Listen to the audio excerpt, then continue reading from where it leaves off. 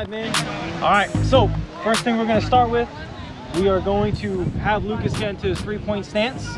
We're gonna work on getting out of that stance in a more efficient way. Something that Lucas and I have been working on the last couple weeks, so he's already pretty proficient at it.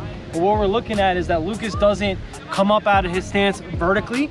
He gets out of his stance moving backwards to his anchor point. That's what we're gonna call this. This is really like an air raid vertical set, okay? And so he's gotta work vertically back on a vertical plane to get to what we call the anchor point. And the purpose of that is to get to his spot and wait for contact from the pass rusher. This is different than an angle set where he rushes out to his spot and initiates contact with the pass rusher. In this type of set, he's gonna get to his anchor point and he's going to wait and anticipate that contact coming. What you're gonna see me do from a behavioral perspective is Lucas is gonna get into his 3-point stance and I'm gonna hold this bag here. This is Lucas's physical cue.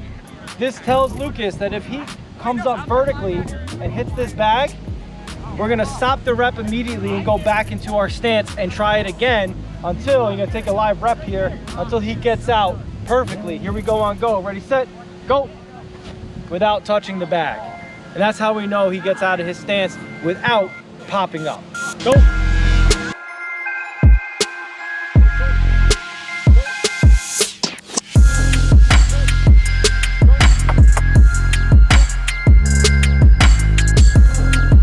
All right, so for the next link of our chain, all right, and that's what we do here. It's a behavioral technique we call chaining.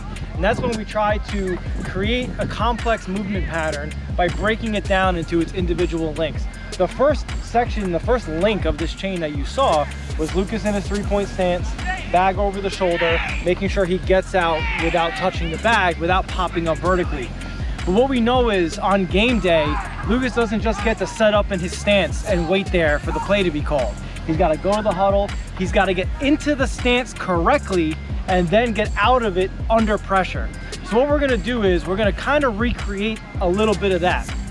The best thing we can do to create meaningful behavior change is to simulate the environment as best we can in which the behavior needs to occur. So on this next link, what we're gonna add in is Lucas starting at about the depth of his huddle.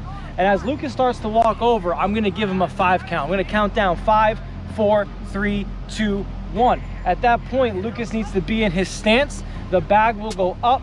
I'll give him ready, set, go.